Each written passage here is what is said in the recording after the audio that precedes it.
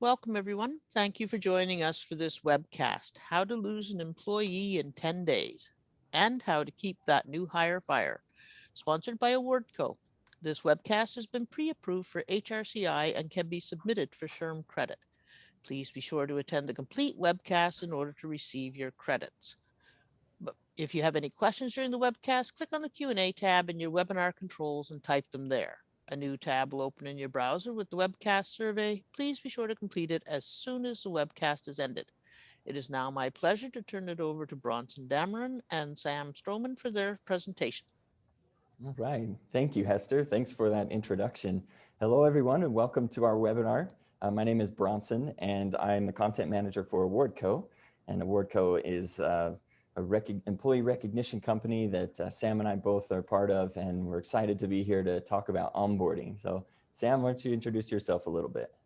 Hey, really happy to be here. I have been an Awardco for a couple years, 2.5 years, and just excited to talk about how recognition can impact that onboarding experience and just best practices. So yeah, thanks for inviting me on, Bronson.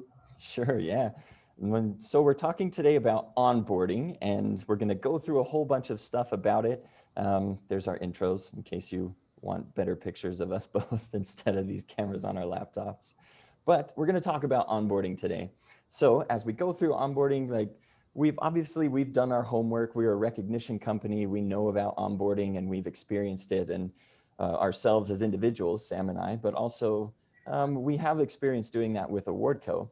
And we're growing a lot here at Awardco. We've been onboarding a whole bunch of new employees. We've been really lucky throughout COVID to continue to have some growth, and it's been really great. So we're growing a lot, and it's been something we're dealing with as well with onboarding.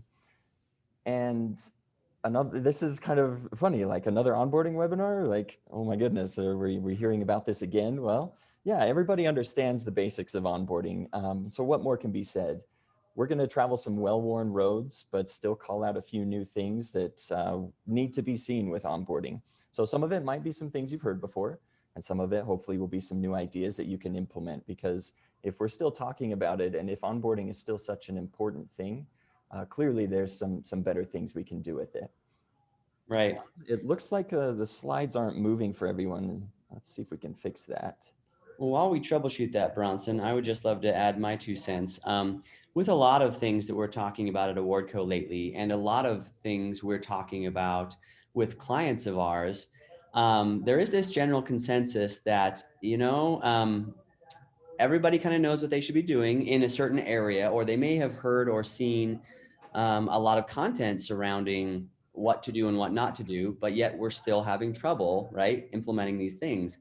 And as a recognition software, we're very interested in kind of diving into obviously well-groomed road of best practices in general, but also how does recognition affect that? And so we're going to talk a lot about recognizing, and again, if I could kind of add a little bit deeper level there, employee recognition, that term can sometimes take the feeling out of what we consider to be the verb in the middle of that, is just recognizing where people are in their journey, recognizing the power people bring to your company or your organization, and recognizing the potential that they have to change and to change your organization for the better. So recognizing is a little different than employee recognition, but it's similar vein.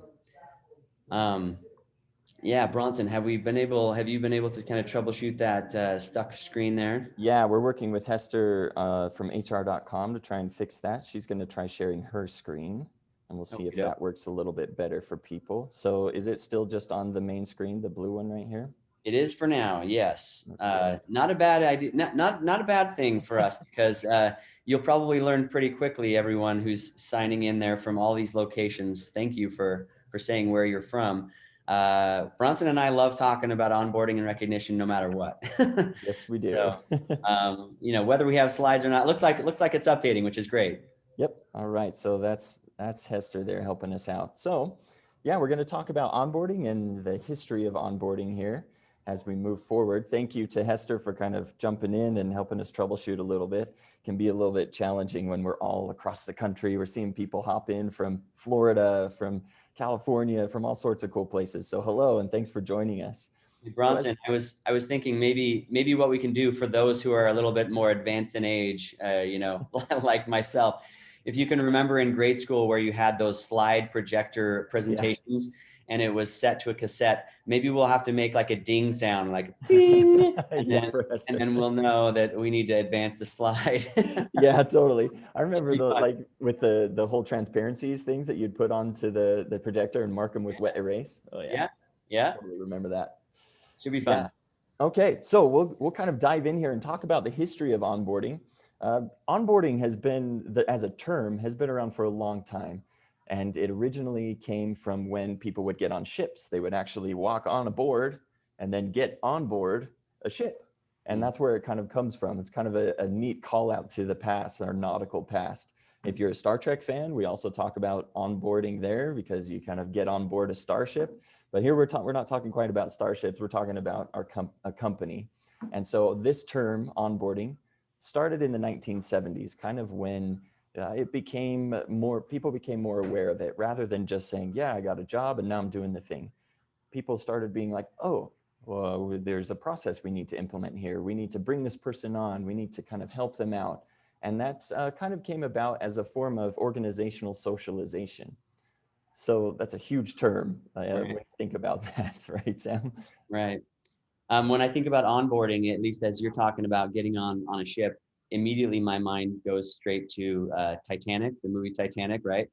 Yeah, Uh, and I guess what we're trying to say by bringing up that is we're going to help people avoid their employees feeling as if they're boarding a ship headed for an iceberg, right?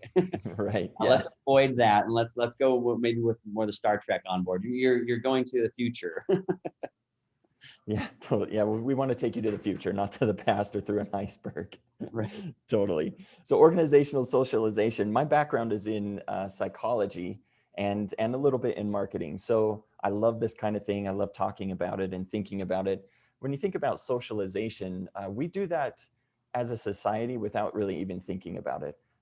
We even do that with pets. Like if any of you have pets, you socialize your pet as a dog. When you bring a dog into your home, you're socializing that animal or that creature. And then the same thing occurs when we go to a new place, when we integrate with a new group of friends. Anything like that is socialization. So it can feel a little culty sometimes, especially with a company, right? When you come into a new company and they're like, oh, okay, let's indoctrinate you with all how we do things here.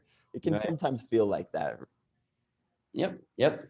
Something that comes to mind that I think that most of the people on the phone call probably have heard and has been around in the last couple of years, maybe the last 5 years, is you've noticed this subtle language shift from what people have used to term a culture fit, right? You're bringing people into the organization and make sure they fit the culture that exists, and actually that's kind of twisted somewhat. And I've heard more often recently, we want people who are culture adds, right? Yeah. Culture additions, so that they don't just feel like they're being absorbed into this homogenous, culty little experience, but they're Sure. actually bringing their unique perspectives and experience to add to the culture you already have. Yeah. And that's an important distinction because you need that ad instead of just a fit, like you were saying. That's really important. So we'll go to the next slide here and talk about typical onboarding processes. Just kind of what is it like now? What is pretty typical? Think about your own experience in the last company or even a few companies before. What was that onboarding process like? I have an example. My brother, I'm the youngest in my family. My brother is 8 years older than I am. And he is a mechanical engineer for a company. And he told me he recently, well, about 2 years ago, got a new job. And he told me about that onboarding process, and I was just dumbfounded. He told me that it took an entire week to complete his first day paperwork. And that wasn't Wow. him, that was the company, because they're like, oh, don't worry about it, like we'll get it to you later. And he had to push them in order to get it. He was like, hey, I probably need to sign my benefits papers. I probably need to sign up for all this stuff.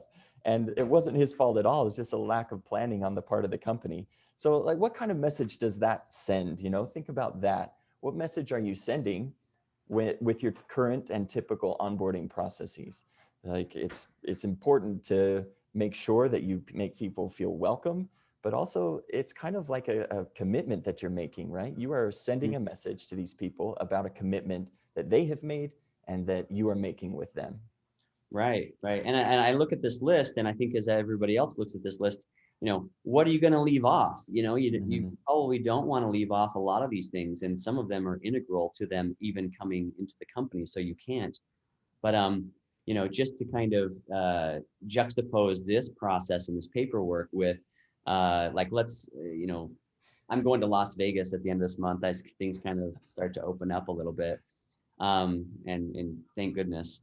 But think about Las Vegas, where they have drive-through wedding chapels, right? Right. Uh, Yeah. this is a commitment that you're supposed to be making for your entire life, and you can do it in 10 minutes without leaving the comfort of your car and signing a paper.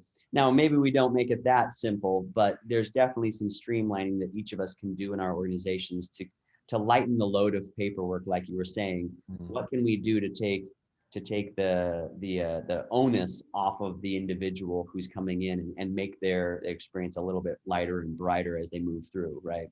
Yeah. And looking at this list, like if you were to leave all of this out or a huge chunk of this out, your new employees would feel totally lost. Right. However, on the flip side of that, if you were to lead them by the hand through everything and take them through every little step, it would take forever. Like you would never get into any sort of productivity. So it's about striking that balance. You don't necessarily want that drive-through marriage kind of thing, but Right. you also don't want something that takes months and months and months for people. So that's the balance we're kind of talking about today. And we'll go ahead to the next slide and talk about more about the current state of onboarding. And we have some amazing statistics here for you. So everybody loves statistics, right? I'm sure we're all raising our hands. Yeah. Yes. Yes. But as you look at these statistics about how HR professionals, which you all are, all of us are, that a lot of us feel like, oh yeah, I should probably update my onboarding process. And I think that's something that everybody's continuously working on. It's not like oh, yep, I'm done. We got a great onboarding. It's something that can continuously be improved. But a really interesting piece of this is that 75% of new hires said that training during the first week of the job is just is most important to them. So 75% training during that first week, that is an integral part of a person's first experience. And so a lot of people are like, yeah, that's really important. And then on the other side of that, HR professionals is like, ooh, we could probably do that better. So there's room for improvement. And that's kind of what we're going to be talking about today. Right. Just a couple of things that pop in my mind as we're talking about that. Um, if we feel like everyone on the call is saying, hey, I'm listening to this webinar because there's obviously some things we need to learn to improve, and everyone feels it's important, what is one of those bottlenecks? And so this is one of those recognize moments for me. Yeah, like take a deep breath, take a Yeah. moment to recognize. This could be as simple as a procedural issue that we could help you solve, or at least think about. Is the person in your organization, or are you potentially responsible for both recruiting and onboarding, right? Yeah. And I think we've all seen the statistics that, recruiting new people or replacing people in your workplace could cost, anywhere from 10 to 20% of the salary or higher just to get them in the door. So you're spending money in job postings, and you're spending money recruiting and in the software and everything. But the whole goal is to get somebody in the door, and maybe your job performance is measured based off of how quickly you can fill positions. Mhm. But then you either hand that off to somebody else whose job performance is basically measured by something else, or maybe yours is, and there's no metrics around how well you onboard. Well, of course you're going to spend all your time and your budget on the recruiting, getting them in, and then once onboarding happens, it's like, well, shoot, my job is done. Woo, Mhm. they're in, and that could be a very simple fix. Yeah, as simple as recognizing that aspect of it, right? Like, oh yeah, there's something more I could do there. And along those lines, Sam, there's another statistic that's not on this slide that you can find later with Quantum Workplace. It's just coming to mind, but they said that good employee onboarding can improve retention by 82%. So when Wow. you think about that, like that's not only is it a huge cost savings and the bottom line and the ROI and all that stuff, but it just makes your job as an HR professional easier. If you onboard well, then you don't have to, down the line, potentially hire more people because Right. they've left, right? Right. Set Yeah. the tone. Yeah, and that brings up another good point about the next slide that we want to talk about is the dangers of a missed opportunity. So when we think about if onboarding sets that tone and you help people kind of understand that, you know, when they get onboarded well, they're more likely to stay. So when we think about that, that's a missed opportunity if you're not onboarding well. And Hester, if you wouldn't mind advancing to the next slide, we'll kind of talk about these things. But we're going to talk about how it's a missed opportunity not only for retention, but a missed opportunity for a fresh start, both for you and for the company. Right. And we're Right. also, go ahead. No, I like this little visual. We have a wonderful graphic designer on our team named Victoria, who's infused this slide deck with all these little graphics and flavor. How often anybody with a teenager, which I have one, knows I'm constantly telling her, get your nose out of your phone and look around. You're missing the shooting stars, like this picture shows.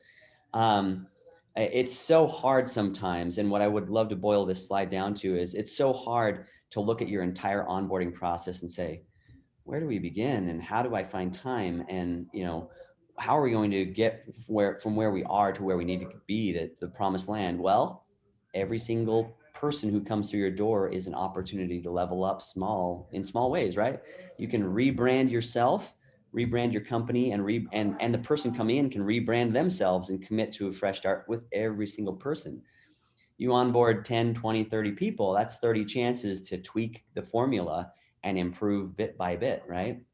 Yeah, yeah, absolutely. And that's the whole thing about onboarding is sometimes it can feel very overwhelming as an HR professional. You're like, oh my goodness, I am not only doing all these other things, but I'm taking care of this. And like we talked about earlier, it can be well, I'm just going to try and get people in the door. And then once they're handed off, my metric is taken care of, and then we can kind of take care of that. But this is an opportunity for you to make sure that you increase the culture of your company, but also make sure these people are taken care of the most. And it's like when you get on a ship, right? You'll get to your destination. If you get on a boat, you're going to get there. Or if you get in a car and somebody else is driving, like Sam, you're going to Vegas, right? If someone else is driving, you're going to get there.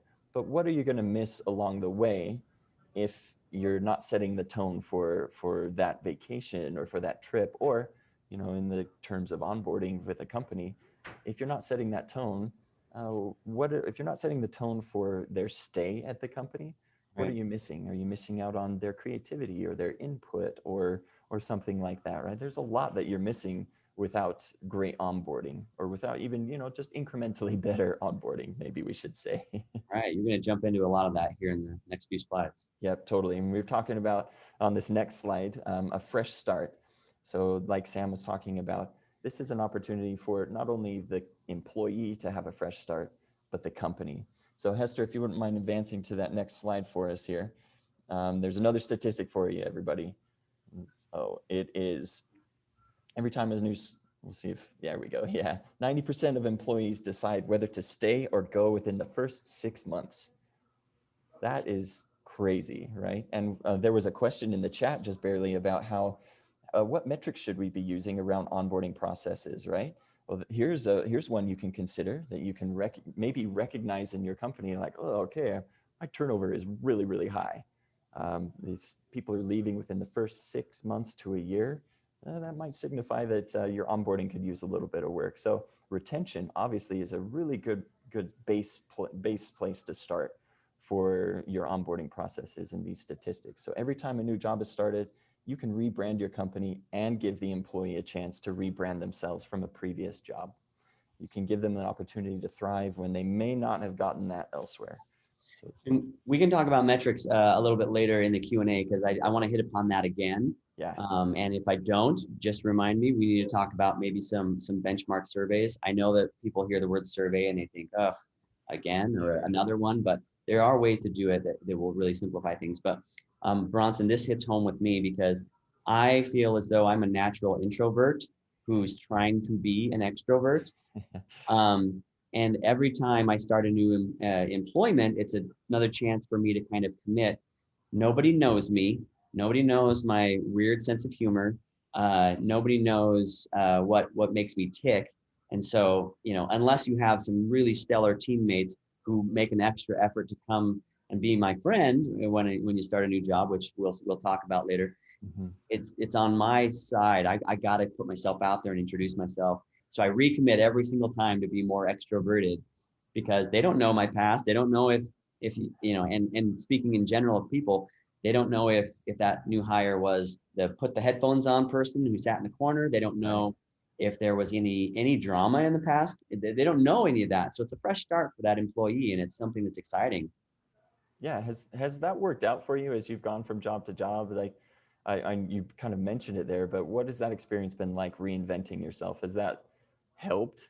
And what are some of the things that like the people, the company you were with helped facilitate that reinvention of yourself? Well, if I'm honest with myself, I do hope. I mean, I don't have those metrics in place. I should take a survey after, but um, if I'm honest, I think I'm getting better each time to be a little bit more extroverted. But you're really trying to help people get past that vulnerable state because Yeah. everybody kind of gets into a comfort zone after a little while, and I'm sure I'm a little less extroverted when I feel comfortable, right? I've got my circle of work friends and that maybe I don't reach out as much as I should, but I should keep pushing. That's kind of Um, funny. That's almost the opposite of what I am. So like when I feel comfortable, I'm more extroverted, as opposed to when I'm uncomfortable, I'm much more introverted. It's just kind of a fun thing to point out. Um, we're seeing some questions come in the Q&A. I just want to let you know we see those and we'll get to those towards the end as we kind of continue through. And some of your questions may even be answered as we kind of continue through. So Hester, if you wouldn't mind advancing for us to the next slide, we're going to talk about onboarding done right and what it means and what it can mean. And we'll kind of go through some of these slides maybe a little bit faster and talk about these as we get to how you can improve your onboarding processes. Like what can you do? How can you measure it? Because that's what we're here for, right? So onboarding done right, it can increase productivity, all these things you see here, increase engagement, the longer they're able to keep that new hire fire, right? Because you may have noticed the title of this webinar, how to lose a new hire in 10 days. It's kind of like it's a shout out to the chick flick or the romantic comedy with Matthew McConaughey, I think is in it. yeah, you're Matthew McConaughey. I'll be Kate Hudson. Perfect. I love that. But yeah, that's kind of where we're going with this, because if it's as easy, like you can lose an employee in 10 days. So how do you keep the new hire fire? And here's some great ways to do that. And we'll be talking about that, but also just what it does for you. Increased collaboration, shorter lead up times, all these good things that we've been talking about. And if you have questions about how this actually bears out, what this actually means, you can check out a report from Quantum Workplace.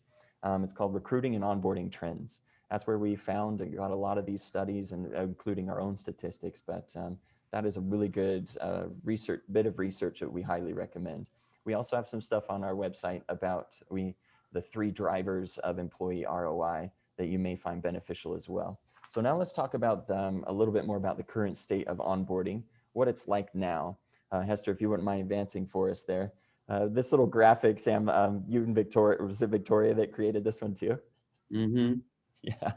It just displays, wow, onboarding can be a total mess sometimes. And that's no fault of anybody's really. Oftentimes it just kind of gets put by the wayside because other things are more important. You're being measured by other metrics, things like that. So if, Hester, if we could advance to the next slide, that'd be great. We're going to talk more about that. So one of the questions we saw here in the Q&A was about onboarding remote employees. That's a big issue, right? Like, how do you onboard remote employees? How do you onboard when you have multiple locations? What if there's an inconsistent experience? Things like that. So these are some problems that we've seen, especially lately with the pandemic, as people were working remotely and still are. And I'm sure many of you are probably experiencing that yourselves, working remotely and onboarding during when it's remote. So how can we do that? We'll talk about that for sure. Hester, if you can advance for us just one more. We're going to kind of cruise through these just a little bit. So how can you make onboarding your competitive edge? And here we talk about it with the graphic of the person kind of getting on board a plane or a ship, your imagination can fill that in. And this is a way that you can really make your company competitive in a way that others may not be thinking about it. Same with kind of recognition, right? When you're recognizing something that you need to improve, you can definitely make something that might seem small your competitive edge. So here are some ideas of how we can do that. Hester, if you wouldn't mind advancing to the next slide for us. Have a work buddy. And Sam, you talked about this one. When you have that work buddy, it kind of helps you, what was the word? Organizationally socialize a little bit better. Mm-hmm. Yeah. And I appreciate you bringing this up because some other talk tracks and things that we're thinking about thought leadership wise at Awardco have to do with a sense of belonging, right? What we're really trying to say is that everybody who is outside the ship wants to come on the ship. And that other graphic a couple slides ago showed, what should be looking like an escalator. We want to make that super seamless so they feel like they are on the good ship lollipop, right? Having a work buddy, having somebody responsible for you and feeling like they're there for you is super important and powerful. Not just in the terms of saying, "Hey guys, let's do a good job of making sure everybody feels welcome," actually making it someone's responsibility. Hey, just be there. Maybe you clear their schedule of meetings where they will be absent. And maybe this is a couple work buddies where somebody is with them in the morning and the afternoon, just to clear their schedule. Hey, if they have any questions, would you just be close by? It's kind of tough if you're working in a cubicle environment to just pull somebody aside. If you happen to work in an open office environment and they can literally just kind of like sneak over and share a few words, that's really helpful. And one of the questions we're getting in the Q&A is, who should you assign as a work buddy? A same level below, to give leadership or mentoring opportunity? I have found, and this is just a personal opinion, that having somebody in their expertise, somebody who would be doing a similar role or a similar function, works best. Because if it is somebody in leadership, it can very much come off as potentially a to-do, right? Hey, I'm checking in. Are you okay? Great. And they run off to do their busy work. So somebody on that same level or similar, who's been in the company a while, is acclimated, knows other people, and is totally comfortable and can potentially introduce them to people and answer questions for them. Does that make sense? Yeah, totally. And one thing that we've kind of done through the pandemic is, how can you have a work buddy in a virtual environment, right? And that is very challenging. We recently, like, one experience I've had is we recently hired someone, and I was able to kind of help them out a little bit and just be like, introduce them to people, but it was all virtual, right? There was no opportunity to just go over to a desk and be like, "Hi, how are you?" and ask them. Then they can randomly ask me questions. So it did have to be a little more scheduled than normal. It did have to be like where you were saying, "Okay, we're going to schedule this time out. I'm going to introduce you to this person. This is kind of what they do. This is what they're about." And then I attended that meeting with the person, and admittedly, it was a little more challenging than onboarding in person, than having a work buddy in person. It takes more effort. It takes an overabundance of communication, because if you can feel isolated, you can feel isolated just normally, but think about being a new employee at a company and you're working remote. It can feel so isolating. However, on the flip side of that, we've also seen companies and heard companies that have, almost given their new hires Zoom fatigue, because they feel like, oh, they need to be in meetings all the time so that they feel like they're a part of things. They would be in trainings all the time. So there's a difficult balance to strike there, but it is possible to have a work buddy and to still have those trainings when it's virtual. Yeah, one small note on that, and we'll go on to the next slide, is cameras on. Cameras on. That's just something we do in our team, and I think that as an organization we do really well.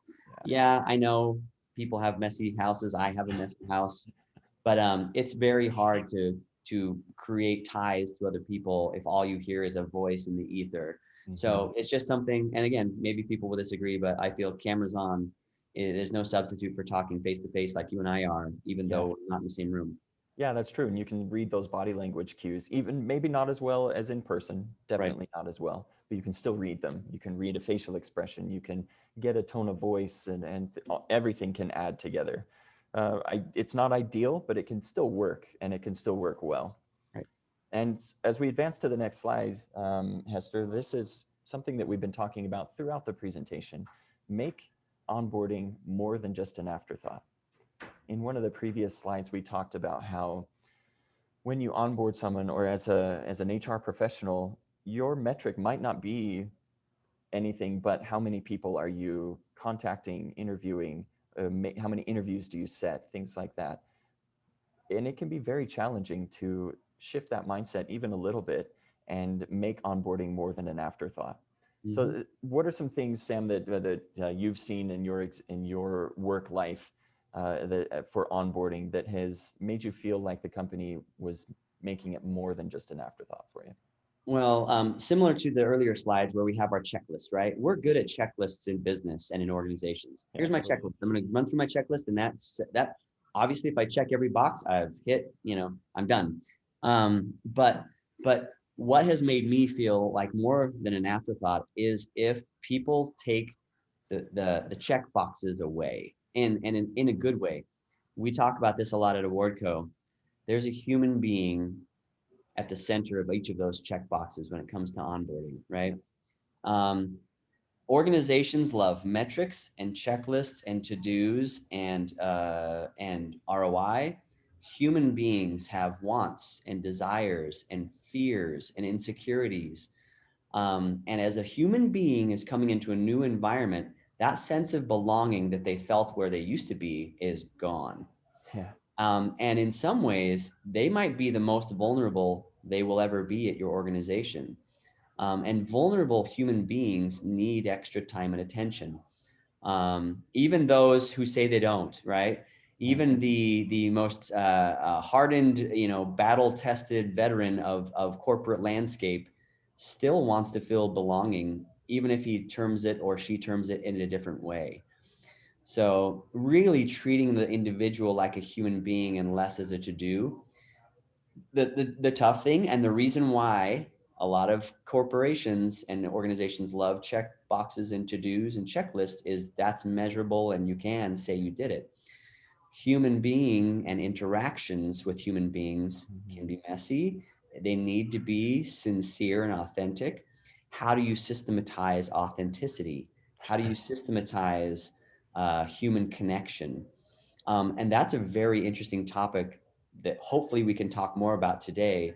Um, but it takes, this is another one of my recognized moments. Yeah. Take a step back and recognize that every name on a resume is a human, and every name that's being onboarded is a human being, Mhm. and you need to stop, talk to them, and see how they're doing. Does that make sense? Yeah, absolutely. I love that you said that because uh, we all have jobs and we all work and hopefully we all enjoy our jobs. But when it comes down to it, we are more than our job, right? We are more than our career. We have these hopes and desires and dreams, and so just bringing it all back to the corporate side of things is, yeah, that's a person. So how can you help them from the very beginning? Because onboarding starts right when they have their first contact with the company, right? When they see the company, even perhaps it's on social media, or they hear someone else talking about it, or they've heard about it some other way. If they have a good experience there, that's the very beginning of it, because they're like, oh yeah, that's cool. I'm interested in that. I'm interested to see what more is about, what that company's about. Then they go through the interview process, and of course, there's a lot of touch points there where you, as the recruiter or whoever's the hiring manager, has an opportunity to make that person feel heard, feel seen, even if that person may not be a good fit, they're still there. They're still Mhm. trying, right? And it's important to recognize that as you continue through.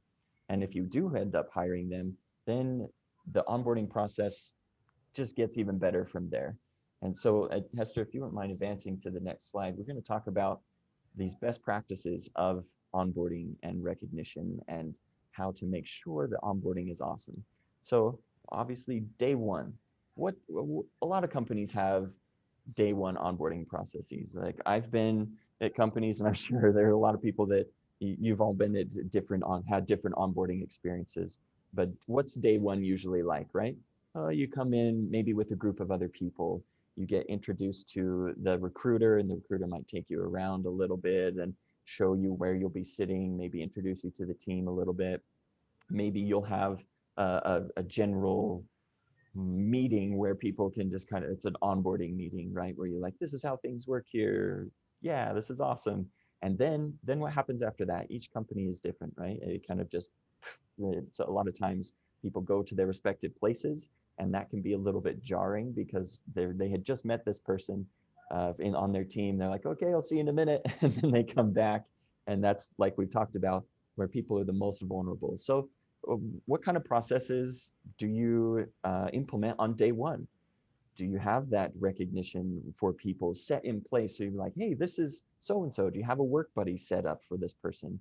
Are you making it more than an afterthought? Does the hiring manager or the manager of the team know that they're going to be there? Is their work environment set up?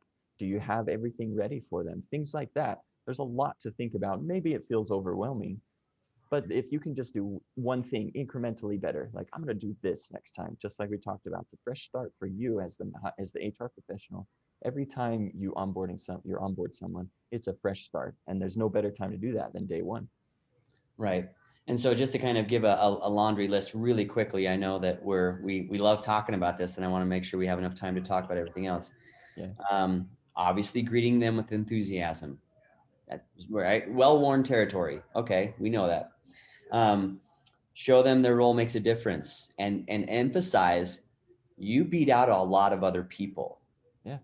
To be here. You chose us, but we chose you. You should feel proud that you were hired here. And that's a huge shot in the arm. Recognize them in either that way or another way. And I would strongly recommend you automate that recognition, because Yeah. first days can be crazy. And we do have, at Awardco, we have recognition programs built around automation of the onboarding experience. Recognize them on day one, and then later on we can talk about that. Match them with a mentor or a buddy, like you just mentioned. And then lastly would be get them into some company swag. It's a very small thing. And why are you getting a water bottle? Why are you getting a shirt? It's funny, but it's psychological. Yeah. Sports teams wear the same jersey so they know they belong, and also to differentiate them from the other team.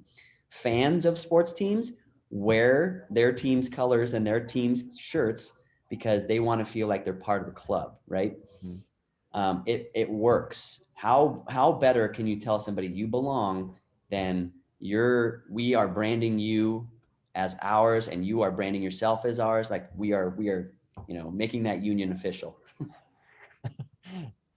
Definitely.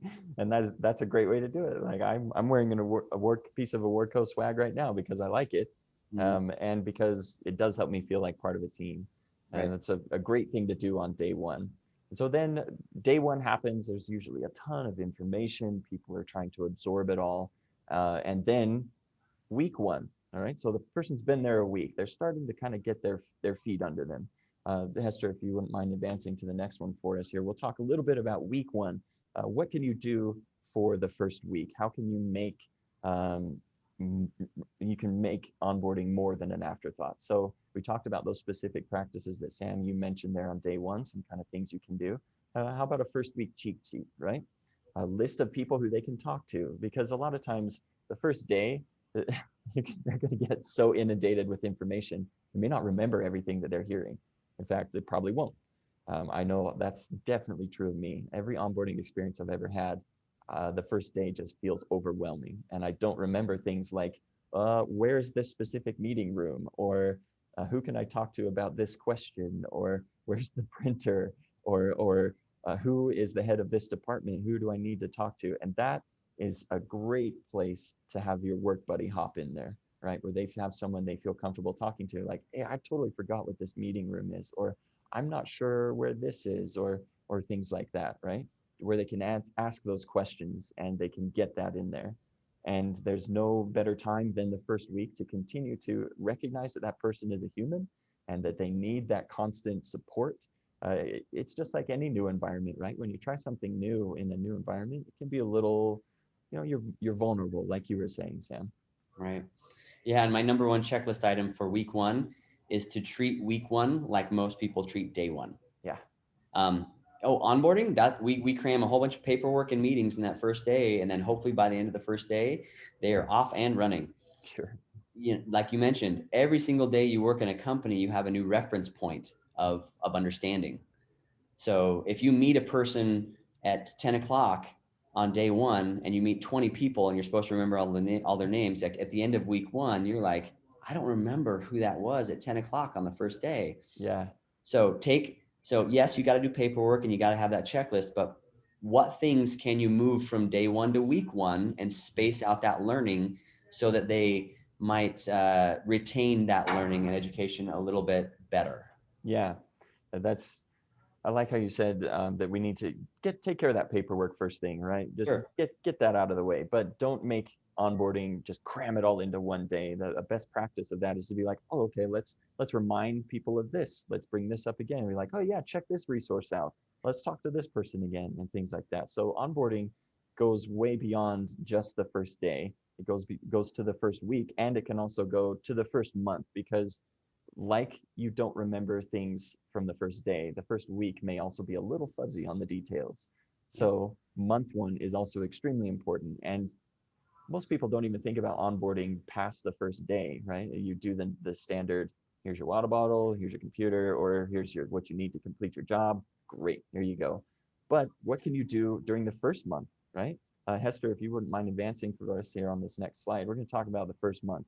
And this perhaps is the most crucial, because if, like that stat said earlier on that we saw, 90% of employees decide whether or not to stay at an employer, at a company, in the first 6 months. So what can you do day one, week one? We've talked about those. What about month one? Are you thinking about that? You're not celebrating their survival. If you recognize them on the first month, say you're like, hey, it's your first month. You've been here for a month. Congratulations. Sometimes that can feel a little trite, because you might feel like you're celebrating their survival. And maybe they feel like they've survived a month, but you're celebrating their success more than that. You want to celebrate the small wins. You want to encourage what they've been able to accomplish.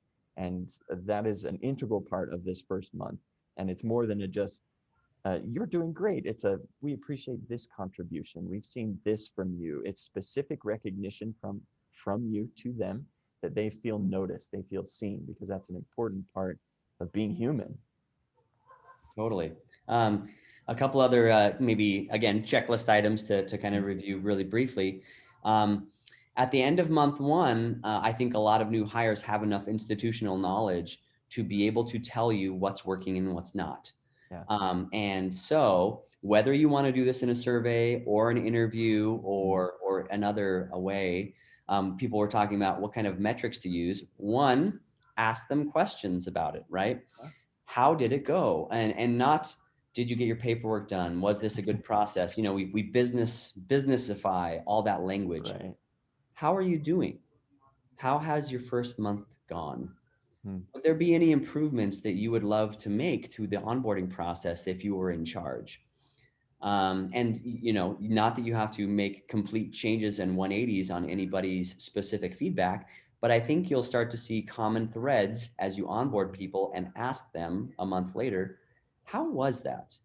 Were you Yeah. confused, or did you have everything you need? Really authentic questions, not business centric ROI metrics. And then secondly, in that interview or survey, I would strongly recommend, excuse me, you let that person know, we want you to audit our current processes and how you do your job. Because if they, especially if they are in a specialized position, they probably have a lot of expertise and experience outside of your workforce or your workplace that they're bringing.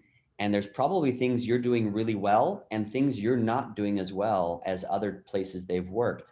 But letting them know and increasing that sense of belonging for them is, hey, we're 1 month in, you now have a new reference point. What should we be doing better?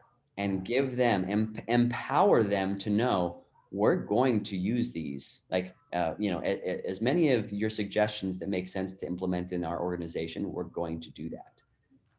Yeah, that brings up an interesting point. If every good employee, like if you think about all the employees that you've worked with or your coworkers, the ones that ask for feedback and ask for it often are generally the ones that improve the fastest and that are the most productive, have the best ideas, things like that. So if that's true of an individual, it's definitely true of an organization. If Right. you are asking for feedback from these people at month one, you're like, how did it go? Just like you were saying, Sam, you can take that feedback and you can improve your processes. Like every time you're like, oh, okay, that didn't quite work for this person. And it's not like you need to, like you said, Sam, do a 180, but you can find those common threads like, oh, maybe our first day experience isn't as great as we thought it was, things like that. And those kinds of questions, those general feedback questions, those authentic ones will help a lot.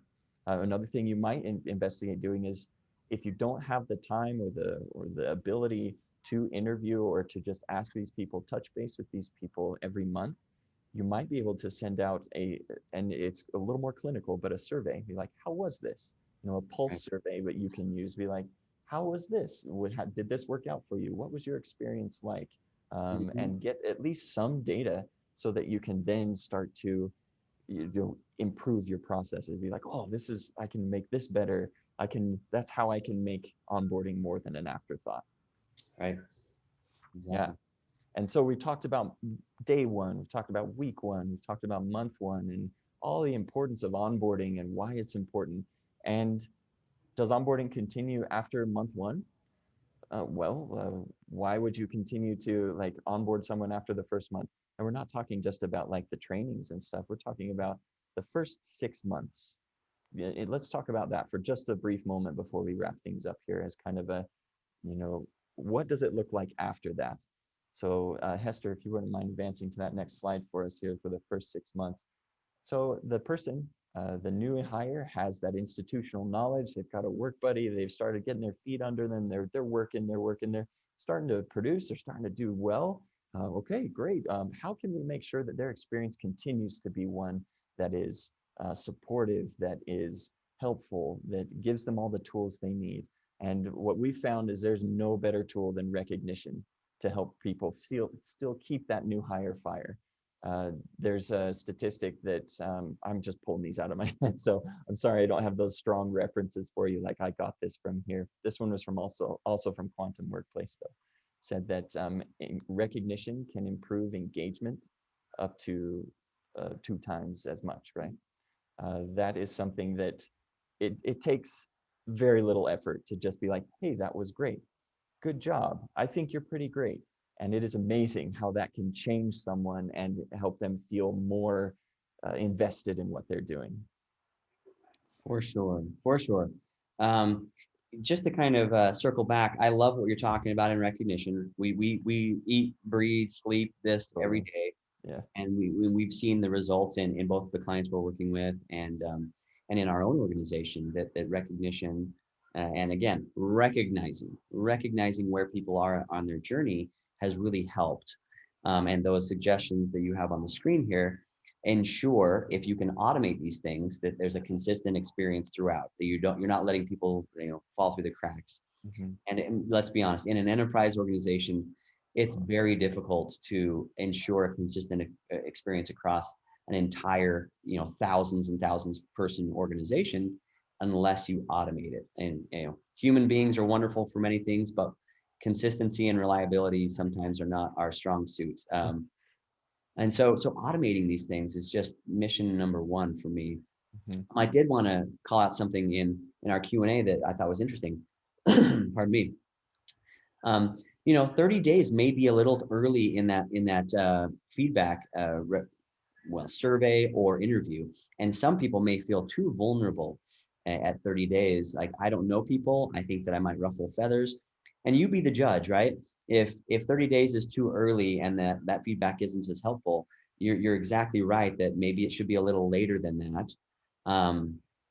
But also I would push people to one way to get authenticity like we've been talking about, systemizing authenticity and allowing people to be authentic themselves, is trying to, and I've seen this movement in HR and also in just in general, try to take all the business jargon out of it. Yeah. Try to take the robotic language out of it and sit down with somebody. And if you need to formulaic or formalize, I guess, the questions that might be answered in a survey or an interview, it's how, literally, like we were talking about, how are you doing?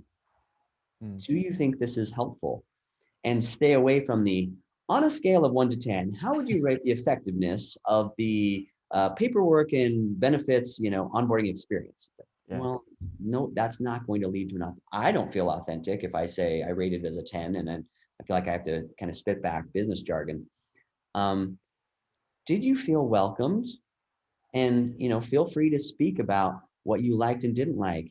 None of this is going to negatively affect anyone, meaning even if they have feedback on somebody was a jerk to me, human beings are human beings. It's hard to systematize if somebody had an outlier experience, but take that in and then pull those people aside and say, hey, maybe you could do this a little bit better in the future. But I guess what I'm trying to say is authenticity can be somewhat systematized if we start with this natural language system. Does that make sense, Bronson? Yeah, it does. And I think another thing that might help with that authenticity, and especially like in the Q&A, that question you were talking about, sometimes people may be not feel comfortable at first month. They might fear a little bit of retaliation or that their feedback is going to be used negatively. I've totally been there. I have felt that before, and I've not given feedback because of that. So obviously you need to know what is appropriate in your organization, what you're capable of. But I think that anonymous surveys can help with that, right? Mm-hmm. If that can definitely help provide a smokescreen, so to speak, where employees who might not have had a good experience can still provide that feedback to you, and Yeah. you can make it actionable. Because without that, you're just going to hear the good stuff, right? You're like, how was it? And people will be like, oh yeah, it was pretty good, Right. whereas they might be feeling internally that they had a terrible experience. So you Right. need to make sure they feel comfortable. And if that's an anonymous survey, great. Let them take that. It'd be great. I feel like we've talked about it enough, but I'm going to say one more thing. One level of abstraction can also help. Meaning, if I'm in an interview with someone that I hired or that I brought in and that I welcomed and I onboarded, and then I asked them, "How did I do?" My chances are that data is going to be skewed, right? Yeah. So having someone who might be at one step removed and making it less personal and saying, hey, how do you think we all did in welcoming you to the team or in giving you the supplies you need? It makes it much less personal, and there's much less room for retaliation or saying, yeah, I think you did a really crappy job in onboarding me. Like that's just not going to happen. Yeah, yeah, that one level removed. So it's like 7 degrees from Kevin Bacon's 1 degree from your hiring manager. Right. So that can make it a little bit easier to give that authentic, honest feedback. So we're kind of bumping up against the time here, but we want to thank you for kind of joining us for this webinar. We do have some time for Q&A. So we've been getting a lot of great questions here. Continue to put some in there. If you have some specific ones, we'll be happy to kind of talk about that and see what we can do to answer that. As we're waiting for some to come in, Yeah. let's look here. Sam, what do you think about, we talked earlier about how giving that authentic experience, you can encourage people to turn on their cameras with remote work. What do you think about cameras being even asked for? Maybe not mandatory because you can't make someone do that. Is that kind of a scary thing to ask people to turn on their cameras to for these onboarding processes, or just when they're talking to people? What do you think Yeah. about I think we may have like kicked the hornet's nest because I've had a lot of conversations. that? This might be right up there with GIF or GIF in Yeah, totally. in controversial territory. Yeah, Yeah, obviously it could be a very touchy subject for some, and so I think it's almost like a consideration type thing, right? And we were talking about this as a workplace as we transition out of COVID over the next 6 months, like the whole mask thing, right? And it's really you want to meet the person where they are, but encourage, right? Yeah. I've seen a big difference when I can talk to another human being face to face, even with some of our employees who are in like England. I feel much closer to them, even though they're 8 hours away and thousands of miles. Now, there's some that will say, I just don't want that. I'd rather have a phone call. Yeah. Awesome. That's fine too. Just meet them where they are. But maybe that's a personal preference I'm stating as best practice. Yeah, um, maybe, but I think that it's common sense, like if you can see the person, you can talk to the people, things are always a little bit more improved in that respect. So for we sure. yeah, we have a couple questions regarding do you have a PDF, or I had trouble downloading the PDF. Can you repeat the name of research you mentioned? And we do have a companion ebook to this, that we will make sure everybody does have the link to. And it actually goes into a lot more in depth, and has references that you can go to, like you mentioned, for the quantum workplace survey and other places that will state that data. Yeah. Um, does that make sense? Yeah, totally. And if you still have trouble doing that, feel free to connect with me or Sam on LinkedIn and message us, and we will be happy to help you find whatever you need. Help you talk about the research. We can continue the conversation. Whatever helps you the most, do your job. That's kind of what we hope this has been helpful for. Yeah. So yeah, Hester, if you want to take it back, thank you everyone for attending. We really appreciate your comments and everything you've done. So thank you. I'd like to thank our presenters as well as all of you for joining us today. If you'd like to view this webcast again, the archived recording will be available on the HR.com website within 24 hours. The webcast credit will show in your HR.com account within 2 business days, and we'll also send you an email with your credit information. Your feedback is important to us. Please take a moment to fill out the exit survey that opened in a new browser page on your computer. This concludes our webcast. Enjoy the rest of your day.